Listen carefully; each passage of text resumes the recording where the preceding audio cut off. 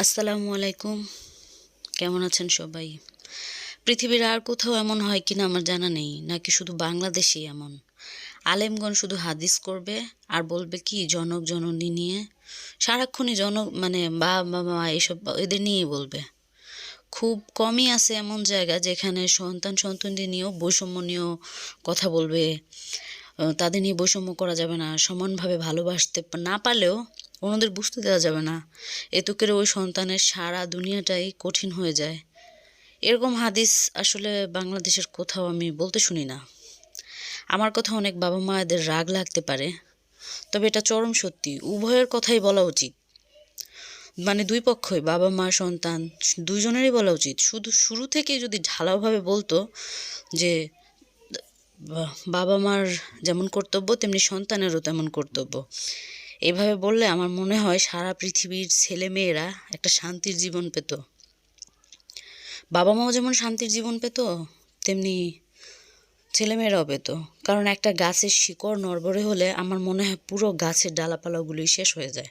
এটা তো আমরা সবাই জানি। সেই ছেলে মেয়েদের জীবনও যারা আসে, তাদের জীবনটাও কাঠকয়লা পুড়ে পুড়ে ছাই হয়ে যায়। এমন বাবা মারা এতটাই দ্রুত হয় যে মানে কোনটা বোকা কোনটা চালাক তারা বুঝেই কাজ চালায়, আর পুরো পরিবারের কাছে অন্ধকার করে দেয়। সত্যি বলতে কি আসলে যারা বোকা তাদেরকে ওইভাবেই চালায়, তো সমাজের কাছে ওরা ওই খারাপই হয়। যাক, অনেক কিছু বললাম। বোকাদের কাছে আসলে অসুস্থতা, লজিক, তারপর সে জন্মদাত্রী, সেই বিভিন্ন অজুহাতে সে হাজির হয়। আর অন্যদিকে দেখবেন চালাক আর দাম্ভিক যারা, তাদের কাছে গেলে সব উধাও। বাহ, ভালোই না? আসলেই ভালো। শয়তান আসলে সন্তানও হইতে পারে, আবার জনক জননীও হইতে পারে, তাই না? তা না হইলে দেখতেন কোনো জায়গায় মা তার সন্তানের ডাস্টবিনে ফেলতো না, পরকীয়ার জন্য বলি দিত না, সুখের জন্য তাকে ব্যবহার করতো না। তেমনি সন্তানও শয়তান হয়। বাবা মা খেয়াল যদি শয়তান না হইতো, মানে সন্তান যদি শয়তান না হইতো, তাহলে বাবা মা কিন্তু কখনো গোয়াল ঘরে থাকতো না, বৃদ্ধাশ্রমে থাকতো না। তাই আসলে আমার মনে হয় আলেমদের বলা উচিত যে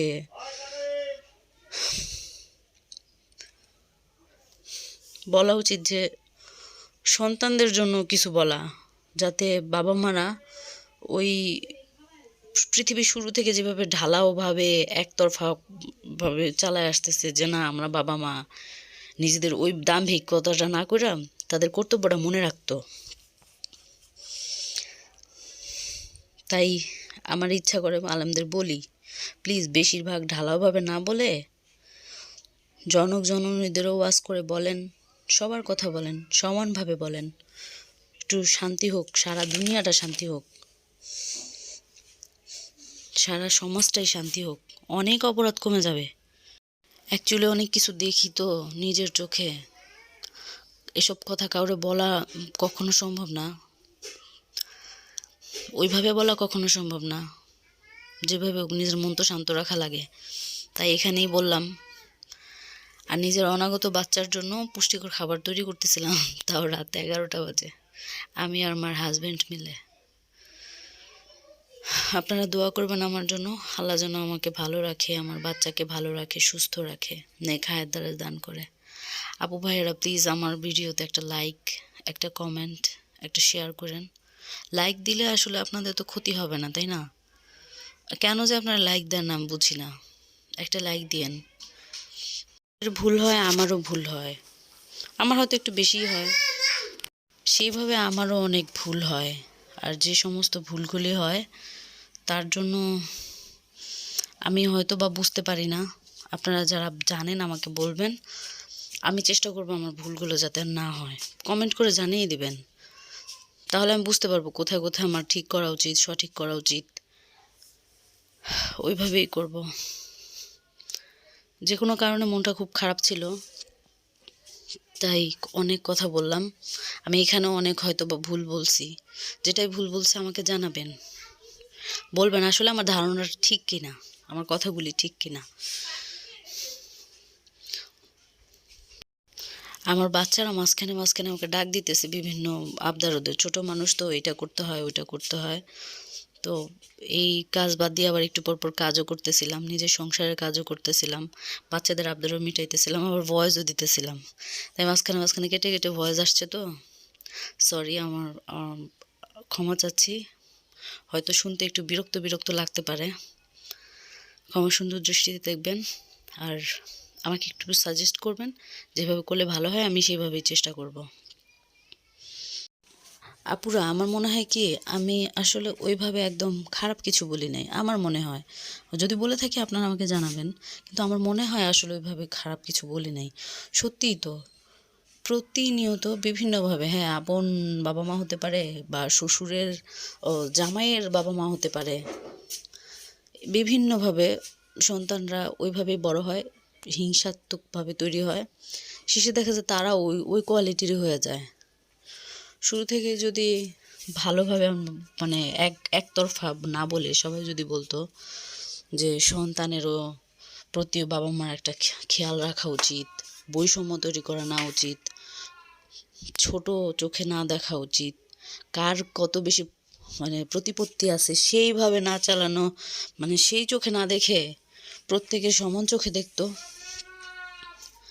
প্রত্যেকের দায়িত্ব সে সঠিকভাবে পালন করত, আমার মনে হয় তাহলে ছেলে মেয়েদের অধঃপতন ওইভাবে হইতো না। তারা ওই মানে খারাপ চিন্তাটা মাথায় আনতো না।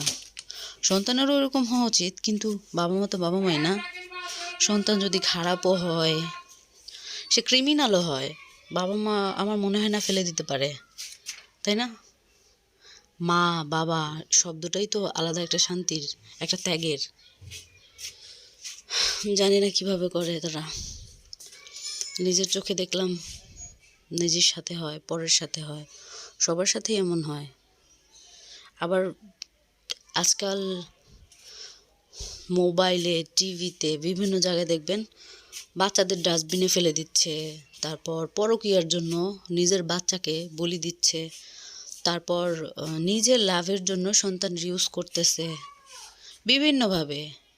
আবার অনেক সন্তানরা আছে বাবা মারে মারতেছে ওই সম্পত্তির জন্য, কত কিছু। তো ওই ঘোরাফেরা একই, সঠিকভাবে সবার সঠিক বুঝটা নাই আসলে। জি, ব্লগটা শেষ করলাম সকালে মেয়ের স্কুলে যাওয়া নিয়ে। রাত থেকে, সেই সকাল থেকে শুরু করে আবার পরের দিন সকালে শেষ হয়ে আসছে, সবার আগে সে স্কুলে গেছে।